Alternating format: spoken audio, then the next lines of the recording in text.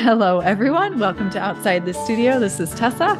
I've been looking forward to today's conversation for many, many months now. I've had this particular book in my hands since April, which by the time this interview comes out will have been over half a year.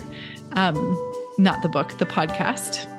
And so we have the pleasure today of having Doctors Emily and Mitchell Clionsky on the show. And these two wonderful people are going to talk to us about dementia prevention. The title of the book in particular is Dementia Prevention, Using Your Head to Save Your Brain. This came out April 4th, 2023. And Emily and Mitchell have been working on this book. I think, correct me if I'm wrong, Doctors Emily and Mitchell, but this comes from a culmination of 45 years of experience in the field, evaluating and treating patients with cognitive impairment, dementia, but not limited to that, ADHD and traumatic brain injury. And over the course of the years, that work together has developed the memory orientation screening test, which the acronym MOST, that's nice and helpful to remember, which has been used by hundreds of doctors. And they're joining us today from Massachusetts. Is there anything you want to add to your bios? We're a couple. We're married, and so we work together, we live together, we write together. Sometimes we even laugh together. See, that's one beautiful thing. Because you get someone who's close to you to laugh at your jokes, makes the whole thing go well. Absolutely. We're actually high school sweethearts. Oh my gosh. Well, okay. So can I ask the question? What do you attribute the longevity and success of your relationship to? And you work together, no less. So. Well, we weren't married together to each other for all those years. We actually got together 37 years after being high school sweethearts. And now we've been together 16 years. So we're very, very fortunate to have joined each other again after having other lives, families, experiences. We are just very, very lucky people. And if you can write a book together and survive that, that is a true testament to the strength of the relationship. Yeah. I mean, writing a book solo in and of itself is a true testament to your commitment to that subject. And then adding in another person, co-writing, co-authoring, I can imagine. I believe you. I'm thoroughly impressed.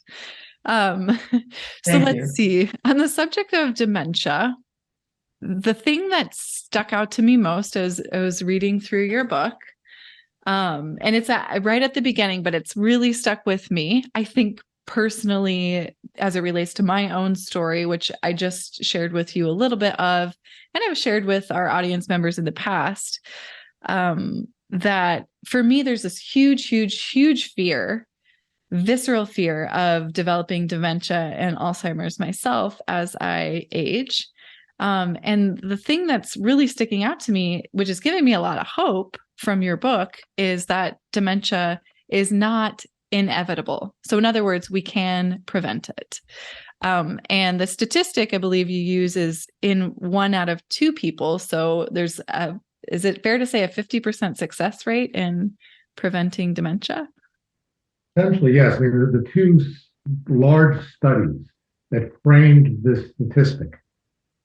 The first one being the Lancet Commission in Great Britain, which was a large commission, something like 28, 30 researchers who studied all of the various factors that they thought were important and that were supported by the research evidence, not just somebody's claim that they did something that made them feel better, but actually well-documented, what we call double-blind placebo-controlled studies, where they studied the phenomena and looked at this.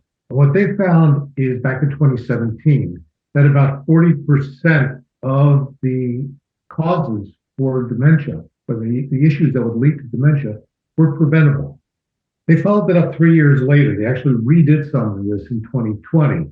Their numbers went up slightly more during that time, but they ended up basically 42%. A couple years later, A similar study was using those same variables in the United States, using data from the US Health and Retirement Survey. And there was about 2,000 Americans that were followed over a course of some years. Applying these same factors, they came up with a 62% reduction or likelihood of not getting dementia if people followed these health and lifestyle principles. So we've taken the 40 and the 60 and sort of split the difference and decided that 1 out of 2 is a number people could really hold on to, and that this would be inspiring, but also, more importantly, motivating, because that's what we're really interested in doing. This is not a passive process. Dementia prevention is active work. Yeah. Well, so I think I've done a lot of study, listened to a lot of podcasts, read several books on the subject, and it sounds what sticks out to me in a lot of the literature and a lot of the conversations I'm listening to right now is that sleep is a huge factor. You mentioned lifestyle habits and behaviors.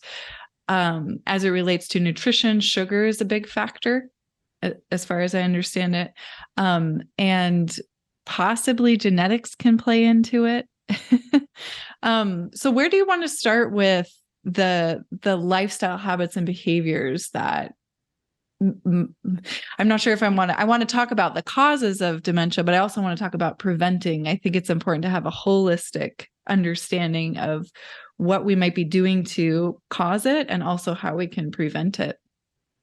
I think a good way to begin, Tessa, then would be to let Mitch take you through actually the organization of how we approached the book, which we started with the genetics and the early life factors, then we moved into which are things we can't control. We can't pick our parents, and we can't control when somebody dropped us on our head in a playground when we were 4.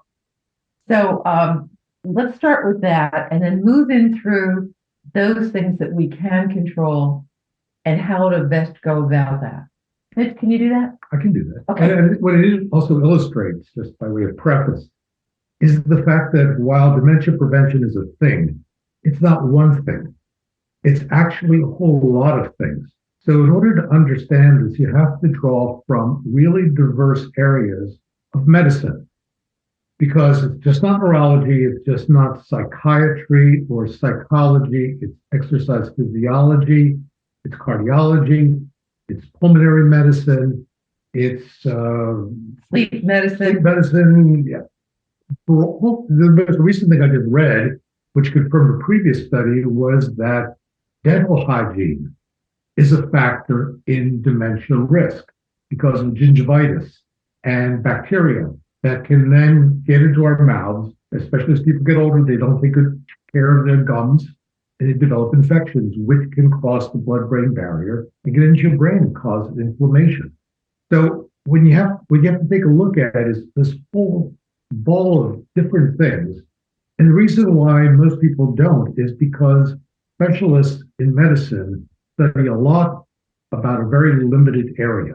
They become very good at very narrow kinds of thinking. And you really have to borrow from all kinds of different approaches and different schools of thought and different specialties to get the kind of picture you want. So having said that, it's a little longer than I wanted it to be, but the background stuff is really important but unchangeable. As Emily said, you can't change your genetics or your early life experiences. If your mom drank too much or smoked cigarettes while you were in utero, you can't do anything about that now. This is like golf. We have to play it where it lays. So we start with where we are at this moment, and then we start assessing. In midlife, starting anywhere from age 30 on, a lot of the cardiorespiratory factors are really important, the vascular factors. So having good control over high blood pressure, being able to keep our blood sugar levels under control so we're not diabetic, maintaining normal weight, which again is a tough subject because a lot of people suffer from obesity. It's a growing epidemic.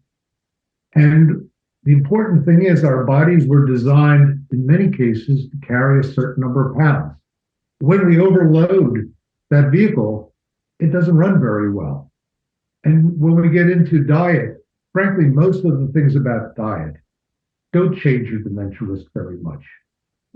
Doing a good, well-balanced diet with a diversity of foods, maybe using olive oil instead of butter whenever you can, having some fish in your diet, green leafy vegetables are great. That will not make the big difference that you need. It sets the stage for other things, one of which is, are you maintaining a normal weight? Because that'll affect your sugar levels and that'll affect your blood pressure. And all of those will affect the level of inflammation in your body. And we know that inflammation is the common denominator in all of the factors that were found to be most important to prevent dementia.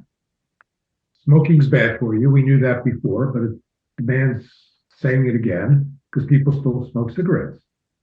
Or marijuana. Lack of exercise. Really important factor because it also ties in with the blood sugar, the blood pressure, your level of weight, and also it deprives you of getting enough oxygen to your brain in many cases. You have to be physically active.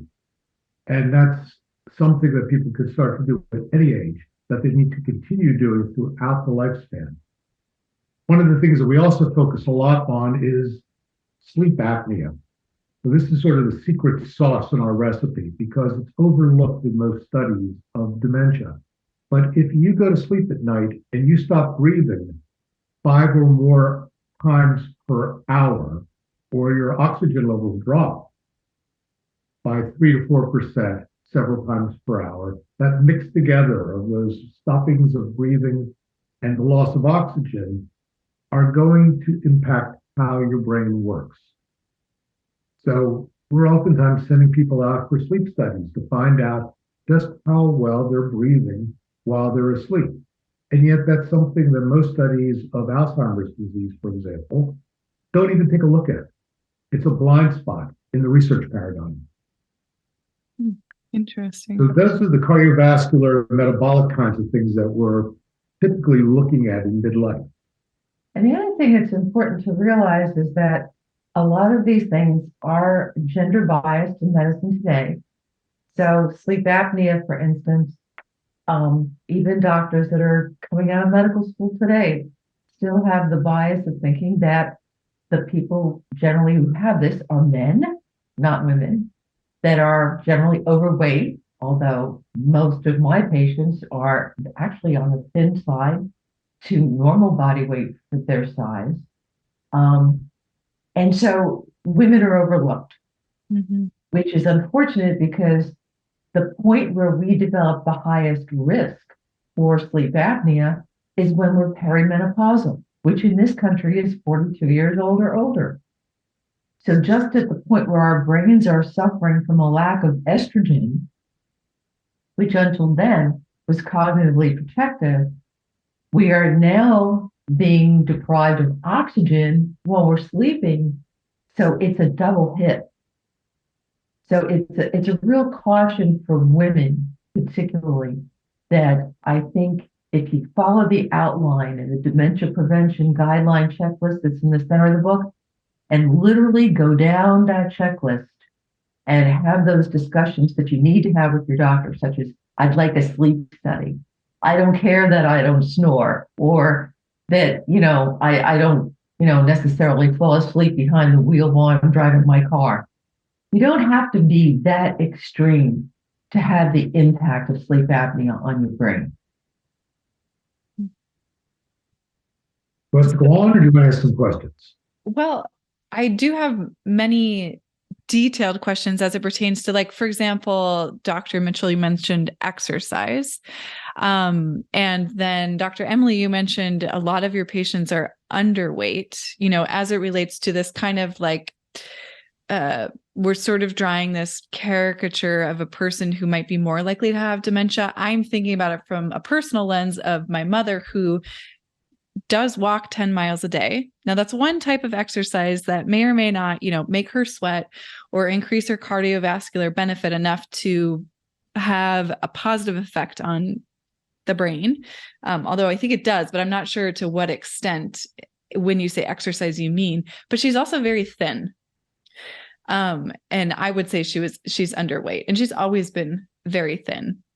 So I'm wondering what factors, sleep could be one of them that is affecting her, but she definitely is showing signs to me that she has either that. Here's another question too, and I could put this on my list to come back to, but the difference between early onset Alzheimer's and when we say something like dementia, is that encompassing of that term? And is there a difference? Do we need to understand what the difference is between these terms such as dementia, Alzheimer's, early onset Alzheimer's, or do they all kind of mean the same thing? So that's a lot of different questions. It's a you pick 'em kind of thing. Let's go to the question of dementia, because I think that probably needs to set the stage. So dementia is a broad class of brain conditions or brain disease. It's basically a progressive neurological decline. So number one, it's not psychiatric, it's not made up, it's something that occurs structurally in your brain, on the surface of your brain, the cortex, or under the surface of your brain, the subcortical areas, or both. It is a departure from what we consider to be normal cognitive aging. In other words, we all lose a little bit as we get older. We lose a half a step, as I like to say, in our speed. We don't remember quite as well. And we start getting into our 50s, 60s, especially in our 70s and 80s. And there can be more of a decline in most people, not all, but most people. There's this condition we could call super agers, where they continue to do just as well in their 80s or 90s as they did when they were in their 50s. But for many people, there's a decline in their thinking abilities. At that point, the person passes into what's called mild cognitive impairment, MCI. That's when they're not at normal levels for their age, but they're still quite functional. That's a wake-up call, because half of the people who have MCI will develop dementia in the next 3 years. When you get into that decline of dementia, you're now dealing with changes in your everyday functioning, as well as changes on standardized tests that we can give in our office. So now you're getting people who really don't care as well for themselves, who have problems in doing what they used to do. And that can come in a variety of types. Alzheimer's is a type of dementia. It's like Ford is a type of car. You also have, Toyota's another type of car, but it's not the same as a Ford. It's just different. That's all. But they're both cars. So you can have Alzheimer's type dementia. You can also have vascular type of dementia, which is just as bad. It's not like it's a different stage of dementia. You can have dementia due to Parkinson's disease, dementia due to too many blows to your head, dementia due to excessive alcohol use. You could have a variety of different kinds of dementias, and a lot of them can actually be combined. The most common form is a combination of Alzheimer's disease and vascular dementia. So think about this in stages and types. Stages goes from normal, MCI, to dementia. Now, what's early onset is, for most people, earlier in life than we expect. Mm-hmm. Your chances of having dementia just because is about 10% in your 60s, about 20% in your mid-70s, and about 40% in your 80s. So we see someone who's getting demented in their 50s, we say, aha, this is early onset dementia. A little different than the early stages of dementia, which you can have at any age. So I know it's a lot of technical stuff, but basically we're looking at decline over time caused by a brain change or brain changes. And then the question is, can we stop it from getting worse? First of all, can we prevent it from happening? Then can we stop it from getting worse? And how do we do that? And that's what we're really interested in, is stopping this from getting worse and catching it before it gets bad. Absolutely. Me too. So thank you for explaining that, because it's been a long, it's often a question I have when I'm trying to decide if I want to use the term dementia or is it more appropriate to say Alzheimer's. So that's helpful. Now, if we could use the example of somebody like my mom, who is fairly thin for age, she's turning 75 this week. And she does exercise regularly, although the way that she exercises is specific in that she just goes for long walks, which may or may not mean that she's working up a sweat. There isn't any sort of like weight training or strength gain necessarily in the walks that she goes on. So when we say something like exercise is really important, right? When we say something like excessive weight gain or being overweight is like a warning sign. And then we take somebody like my mother who kind of checks both of those boxes in terms of what not to do and is still showing signs of dementia. Where do we go? Well, allow me to respond to that one. What one really needs to do is work down the checklist, because clearly she's not overweight. The exercise that she's getting is meaningful. She does not need to do strength training. She does not need to work up a sweat. 10 miles a day of walking is excellent.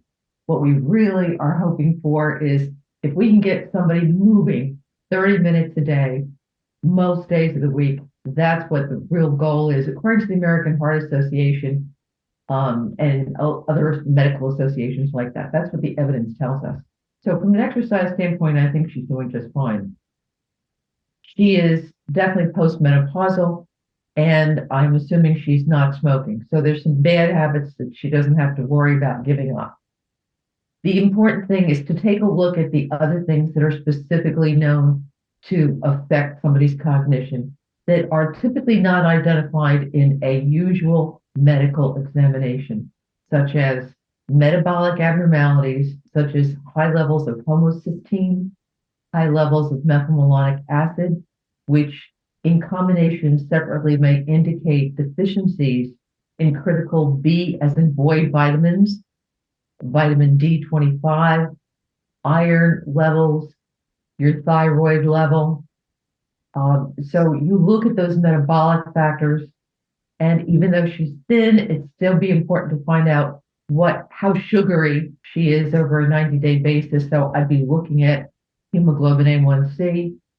I'd be looking at her cholesterol levels, really follow her blood pressure levels. So this is all built into that checklist that we have it in the center of the book. But that's where typically I begin with my patients. Not only do we figure out where they're at cognitively the first day they walk in the door, but then there's this protocol for really taking a look at each and every single factor that might be correctable. And that includes oxygen, not just oxygen while they're sitting in my waiting room or in my office with a little pulse oximeter that I put on their finger and check their heart rate and their oxygen levels, but we actually get a sleep study and check their oxygen and heart rate levels overnight. You'll also be looking at what they're taking. Yeah, what medications are they taking? And what over-the-counter medications are they using? Are they using the sleep medications with the PM at the end that contain diphenhydramine or Benadryl? Because those can impair someone's thinking abilities. Are they using benzodiazepines as anti-anxiety medications? Mother's little helpers, as they used to call them, to get you through the day. Because more than 90 days of consecutive use of the benzodiazepines can be a cause for cognitive impairment. We'd want to see if your mother has a problem hearing. Now, I'm sure that she doesn't hear you so well, but that may be specific to you. The question is, does she hear other people well? Does she have a hearing loss? I joke about this because it's such a common question. But it turns out that hearing loss actually reduces the ability to think and is a cause for dementia. So you want to see what's going on. Does she have a hearing deficit? And hearing deficits are being found in our general population at an earlier age. They're now recommending hearing tests for people in their 40s. Does she drink? If so, how often and how much? Does she use marijuana products? Because that can interfere with cognition, even though it may be legal and even though it may be medically prescribed in some states, that doesn't stop it from interfering with thinking. Is she depressed? Because we know that chronic depression is a cause for dementia, but also people who are depressed will appear to have cognitive loss that's fixable in most cases. So that's why we're saying this is really a full-blown kind of evaluation. It goes from so many different angles, and you really need time to get the data and time to do the self-evaluation, try to figure out where you're on target, where you're off target, and where you're almost on target. You need to tweak it a little bit. And that's just the general approach to start with. And this approach actually came from us treating our own patients and seeing what made sense, what the research said about treating our own patients who are already affected cognitively and seeing those impairments in their lives. Then that's what backed us into doing the book and looking at the prevention and how many factors we could do preventatively. So we know when we fix what we just listed, that people will significantly improve their cognitive level and stabilize at generally an improved level of cognition, which is great. But that's not the only thing. These are not the only factors that may make a difference in, say, your mom's life. There may be an undetected cause of her thinness plus her cognitive decline that somebody really needs to dig in and take a look at her, specifically in her own medical history. Thank you. So one more specific question as it relates to this topic is, Emily, you mentioned how sugary is she? And I'm thinking back to the comment that food may help, but it may not be the most important factor in terms of prevention or slowing something like dementia down. And so when we think about how sugary someone is, does that relate to how much sugar they eat? It can, but not necessarily, because sugar, as you know, is a carbohydrate. And so our bodies love carbohydrates because we have to go through less of a chemical transformation process to take it from a general carbohydrate into the specific form that our bodies, our cells need to build the energy molecules called ATP. But all carbohydrates eventually need to be broken down into that one favorite sugar molecule that we call glucose. And all of our other food products do eventually get broken down into that kind of a molecule as well. So it's not good if you're eating a lot of sugar-based products or a lot of white carbohydrate products, only because that means you've got to watch your diet more carefully, watch how much weight you're putting on. You've got to compensatorily exercise so you don't put too much weight on your body for your frame. But it's interesting that in a New England Journal medical study that was published, I think, in 2016, we found that there was a difference in cognition even in people who had normal sugar levels. The people who had the highest sugar levels in the normal range, when compared to the lowest sugar levels in the normal range, the people who had the lowest levels still had better cognitive outcomes over the long term than did the people who had high but normal levels. You're talking about blood sugar, not dietary sugar. I'm not talking about dietary sugar. I'm talking about blood sugar levels. But in the case of sugars that we eat and carbohydrates that we eat, yes, that is going to eventually affect what your blood sugar level is. So that's why there's a caution against just living on carbohydrates alone. Thank you. I appreciate that. The whole issue of food and cognition is really interesting because it seems to be the focus for so many books.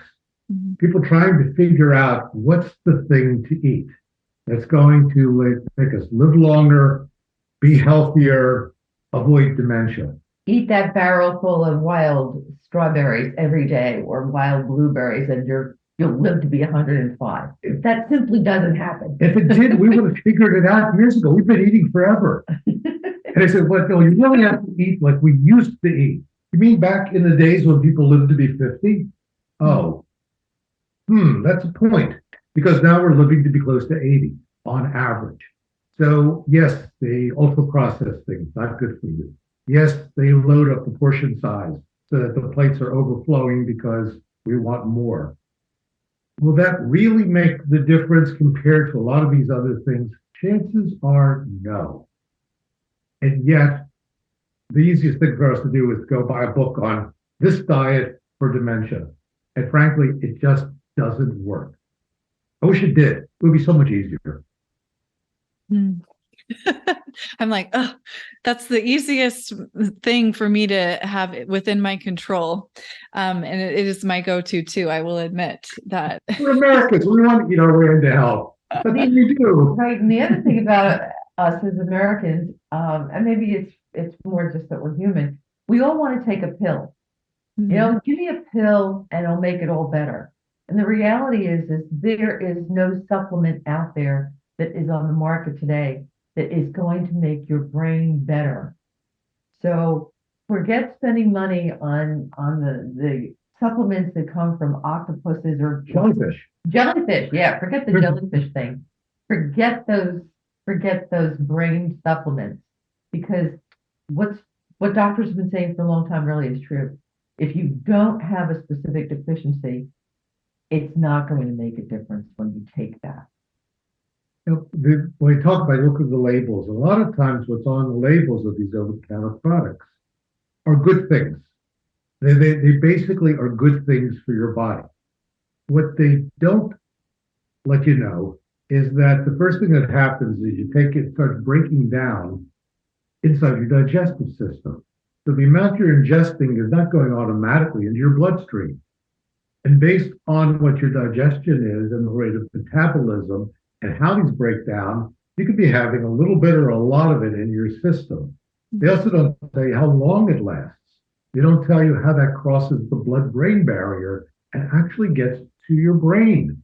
So yes, it's good stuff. It supports brain health, but it doesn't mean you're getting any benefit from it. So, but it's a billion-dollar business, multi-billion-dollar business.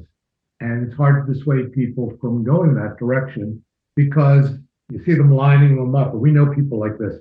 First thing they do when they get up in the morning, they have like 15 supplements that they're taking. Yeah. Yeah. The latest one that I heard is it's one of the mushrooms. You know, mushrooms are very popular right now for supplements, and it's either lion's mane or cordyceps that lion's mane. Is a lion's mane? Yeah. What are your thoughts on that? Same thing. Yeah. Show me the double-blind, placebo-controlled studies. Show me where people took lion's mane, didn't know they were taking that specifically, and you have other groups that took something that looked like it but wasn't, and you measured their cognition, and you looked at their brain size and their brain structure over a period of time, 6 months, a year, 2 years. And if the lion's mane is better in terms of objective test scores and pictures of the brain, I will be there taking it that next day. But until that time, I'm going to wait. Mm-hmm. That's the other thing about what we put in the book. We have not put everything in the world in the book. What we put in the book are those factors that have been so substantially researched that it's take it to the bank. It's not open to question at this point whether they are really meaningful or not. Well, and so I want to talk about, and we've talked about several of them already, that there are 20 factors that impact our dementia risk. I want to talk more closely about the 17 that are changeable in adulthood. I guess I'll use that word. I'm not sure if it's the right word, but how do we... Okay, let's set aside exercise. Sorry, not exercise. Let's set aside nutrition for a moment. Let's set aside supplements for a moment and talk practically about what we need to do in our adulthood to prevent or stop dementia. First, figure out what your risks are. That's the idea. So we've structured this approach so that you first learn about all the various things and why they interconnect and why it's complex in its interconnection. The next step is you have to take stock. You have to figure out what to fix. Yeah, well, what are you doing? You're probably doing a great job of exercise. You're keeping your mind active. You're doing a lot of work, interviews, you learn, you think, so you're probably fine in that direction. There's other things that you may not be doing. You may not be getting good amounts of sleep, or you might. We don't know. You might or might not be deciding to pour a couple cocktails, not using the measure, but sort of straight pouring, and so you think you're drinking a cocktail, but you're actually drinking 3. Years ago, I went to a restaurant where they showed me how they could put a whole bottle of wine into one glass. I said, "That's perfect. I want a glass of wine." Yes. So basically, the equivalent is one jigger of alcohol, hard distilled liquor, versus 4 to 5 ounces of wine, versus 12 to 16 ounces of standard beer. Now, you say, "Oh, beer, that's great. I love going and getting craft brews." Take a look at the alcohol content. You're getting a twofer there, 2 for 1, because most of those are like 8%. Binge drinking, we know, is bad for us. It's really common in young people. So we have to take a look at those kinds of things. And that's the whole issue here, is you have to take stock of where you are in order to then figure out what you want to change. Emphasis on change. Right. Let me give you an example. If somebody's in their 30s and they're concerned about what their eventual dementia risk will be, we know that things that affect your heart are the same kind of conditions that are going to affect your brain and cause dementia. So you want to avoid things that would cause heart attacks. Things that cause heart attacks cause strokes, hemorrhages in the brain or blockages in the brain that kill brain cells. Well, we know that bad cholesterol, the LDL kind, the low density kind, when it is high, we know that contributes to plaque buildup. It's like garbage in your blood vessels that actually prevents the full flow of blood into the brain areas that need it, which is every brain cell. Just like it would prevent the flow of blood into the heart. And so because of heart attack in your head, it causes a stroke. But when you're in your 30s and you keep that LDL down to around 70, it just means then it reduces your stroke risk 4% per year. Nobody's real impressed by that 4% per year when you're 30 or 40 or 50. But if you do that throughout your lifetime, doing that will result in a 60% risk reduction of stroke when you are in your 70s, which is huge. Because if we can reduce your risk of stroke, we significantly take away one of the major causes of vascular dementia. So the sooner we can get people who are young, really young, I mean, I would start this in childhood if I could, really control all the preventable factors. The sooner we start that, point by point, the better our risk reduction will be when we're at our most fragile, which is when we're above the age of 50. Yeah. So, okay. Let's talk about sleep in terms of, there's a lot of different research out there now. A lot of conversations I've been hearing about, mouth breathing during sleep. And one of the things that, has come into my realm lately is mouth tape. What are your thoughts on this? And if anyone out there who's not heard of this, if you've heard of it, would you like to explain what mouth tape is and why it might be helpful or not helpful, or what your thoughts are on that? You got to ask the question why people are breathing through their mouth. So, I mean, it's not built primarily for breathing. So why is somebody's mouth hanging open while they're sleeping? It may be because they've got a problem with their nose, or it may be the fact that they're not, in general, getting enough air down their lungs, so they're gasping for air. And that's why, think about yawning. Get tired. What do? You yawn. And the reason you yawn is to get more oxygen to your brain because you don't have enough. So, can you put something over there that's going to force you to breathe more through your nose? You might. Or you might simply feel like someone's waterboarding you. I don't know. It depends on how good your nasal passages are.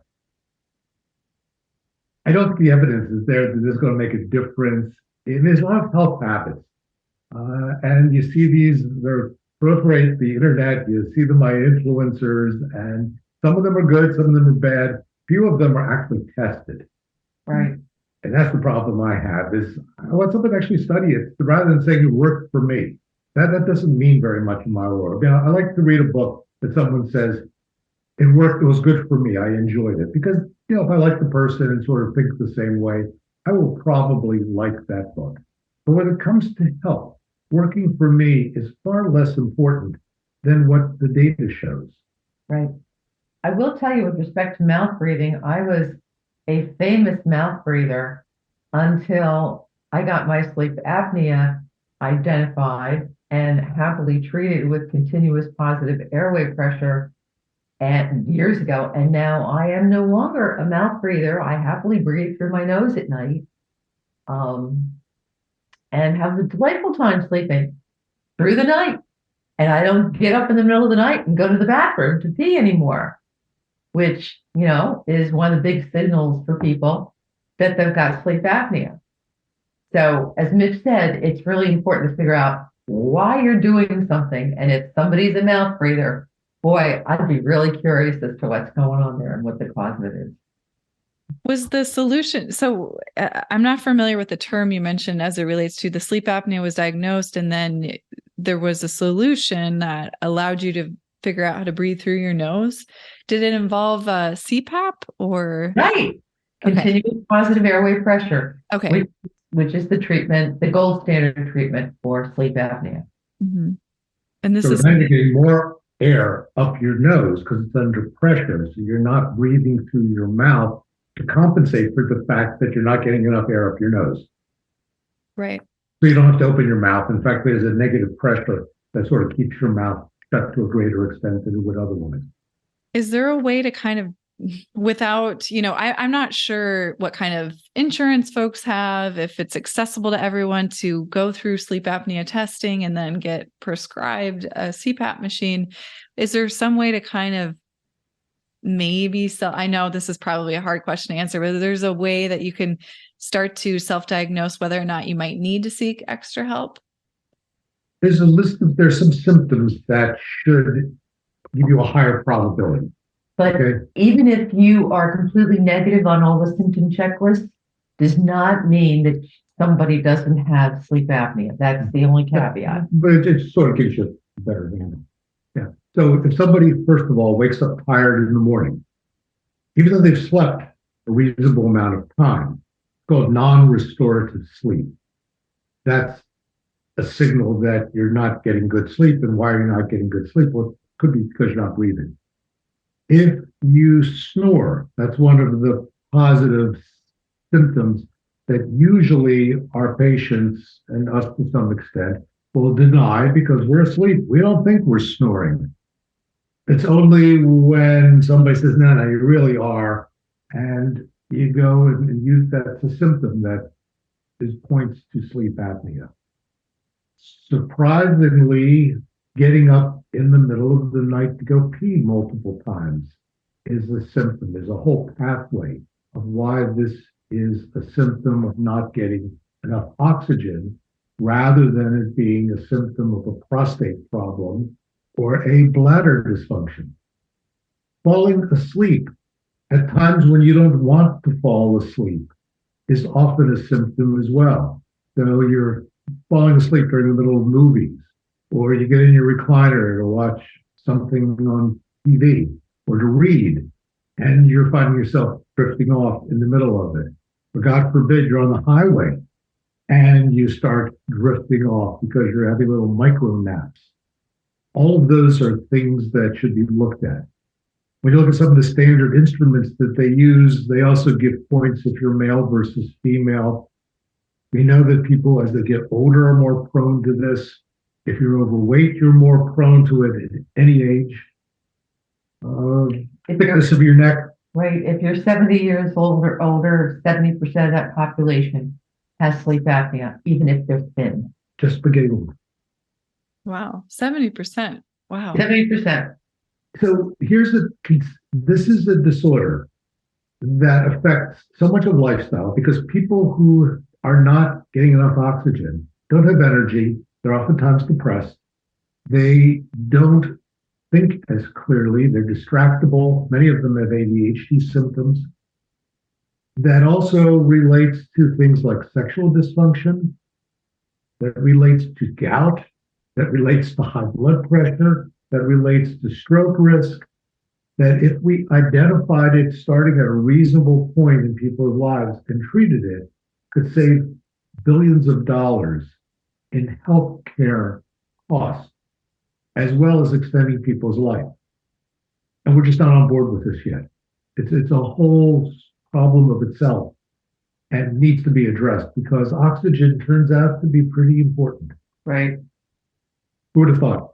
Yeah. It's also interesting in women that some good studies have found that 70% of women who are depressed actually have obstructive sleep apnea that has been undiagnosed or untreated. And that makes perfect sense to us because we know that when there's a lack of oxygen in the brain, those neurotransmitters that are important for maintaining us as happy people, like serotonin and dopamine and norepinephrine, those neurotransmitters cannot be made when you don't have enough oxygen present. Oxygen is a necessary component to their manufacturing process.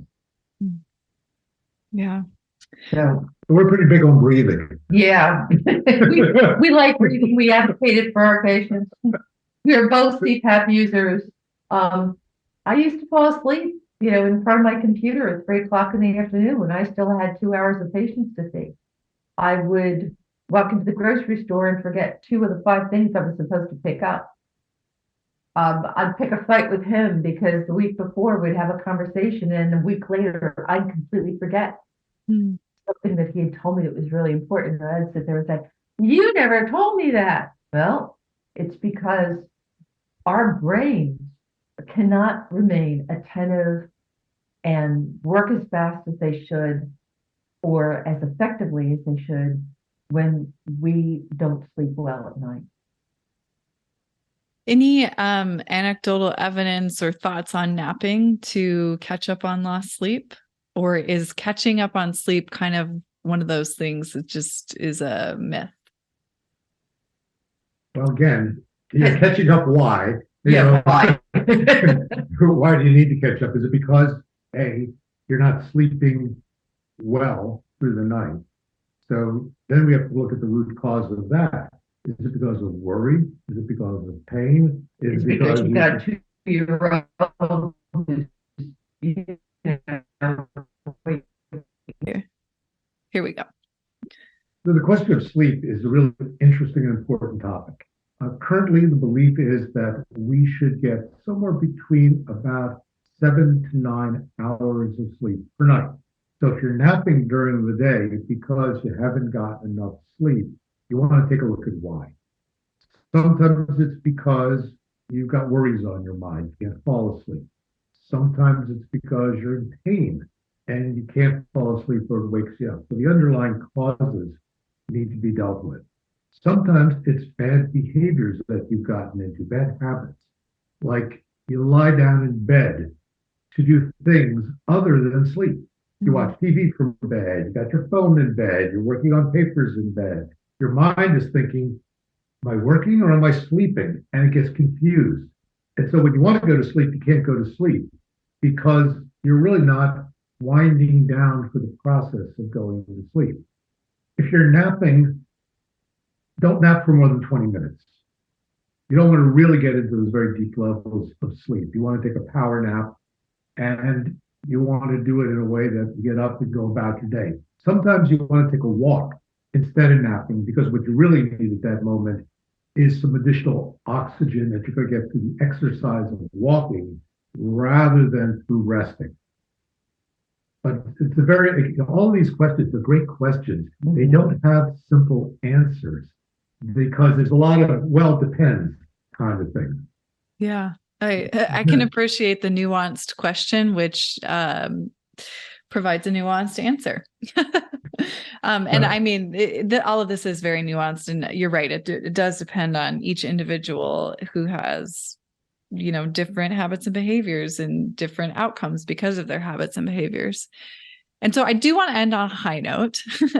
I want to give folks something to think about in terms of, okay, what are some things I could do right now in my daily life? Maybe I'm in my 40s, maybe I'm in my 50s, maybe I'm in my 60s. But where do I start with some easily accessible, proven methods that might positively change our habits and behavior in thinking about altering the future of our brain health? And when I say easy, that's another nuanced thing, right? Because all of these things, like anytime you're asking somebody to start exercising who maybe has never exercised in their life, or to change their diet in a certain way when they've been eating a certain way their entire life, that's not easy. So I say easy with, and maybe I should just take that out of the question altogether and say, what are some simple question? Yeah. My answer, I don't know what Emily's going to think, but my answer is examine your butt. Did you think, what did you just say?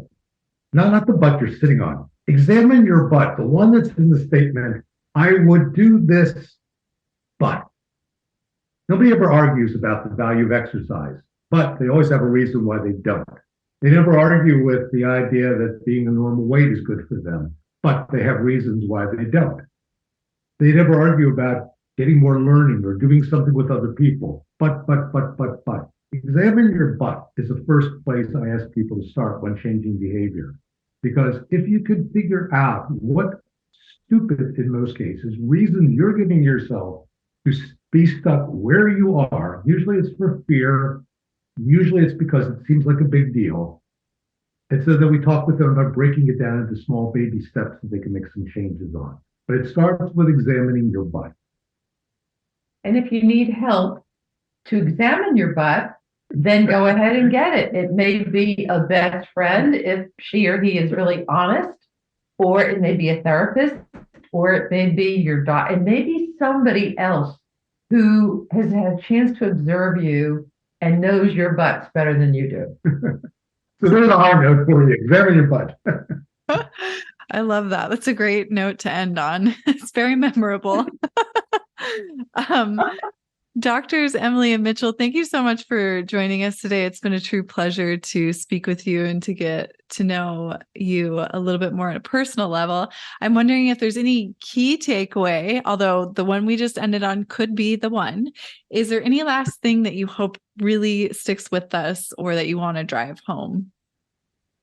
Yes, absolutely. 1 in 2 cases of dementia is preventable. And it's going to be up to you individually to take the first step to be the 1 out of 2 that doesn't get dementia. Thank you. Appreciate that.